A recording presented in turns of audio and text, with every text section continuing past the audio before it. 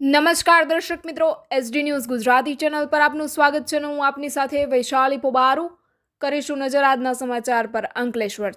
અંકલેશ્વર નગરપાલિકાની બેદરકારીના કારણે હાંસોટ રોડ પર અકસ્માતમાં યુવાનનું મોત નીપજ્યું. પરિવારજનોના આક્ષેપ. જીસીબી મશીન માર્ગ પર ઊભું કરી દેવામાં આવ્યું હતું, જેમાં ત્યાંથી પસાર થઈ રહેલ નિકુંજ પટેલ નામના યુવાનની બાઇક ભટકાતા યુવાનનું ઘટના સ્થળે જ કમકમાટી ભર્યું મોત નીપજ્યું હતું. અંકલેશ્વર હાંસોટ રોડ પર બન્યો હતો આ બનાવ.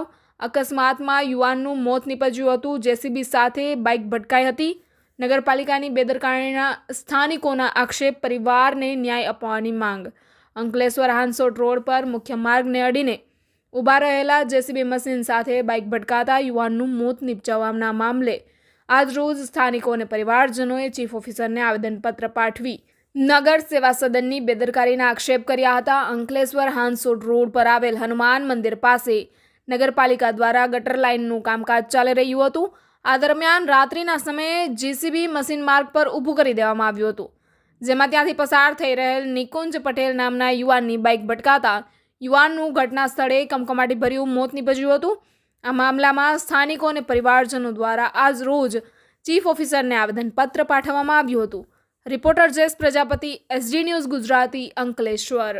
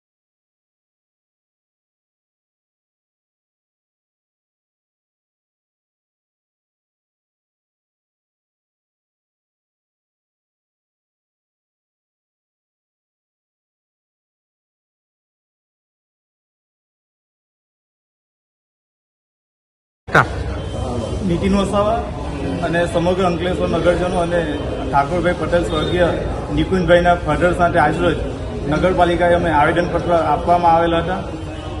નગરપાલિકાની ગંભીર બેદરકારીના કારણે આ સ્વર્ગીય નિકુંજભાઈનું અવસાન થયેલું છે અને ત્યાં કોઈ સાવચેતીના બોર્ડ અને કોઈ પણ બેરીકેડ રાખવામાં આવેલું નથી.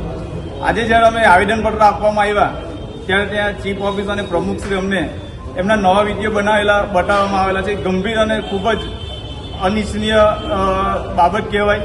આટલી ગંભીર એમની ભૂલો છે તે છતાં એક આવા વિડીયો બતાવીને અમને ખોટા રીતે વિડીયો એ કરવામાં આવે છે. તો અમારી માંગ છે કે આ પરિવારને વધુમાં વધુ ન્યાય મળે, એમના ઘરમાંથી કોઈ રોજગાર છોકરાને આપવામાં આવે અને વધુમાં વધુ વળતર મળે એ અમારા ઠાકોરભાઈ અને અમારા સૌ આગેવાનોની અમારી માંગ છે. અને આવનાર સમયમાં નગરપાલિકાની આ જ બેદરકારી રાખવામાં આવશે તો અમે આ દિન 15 પછી અમને વિરોધ અને ઘેરાવો પણ નગરપાલિકાનું કરીશું. જય હિન્દ, જય ભારત. આભાર.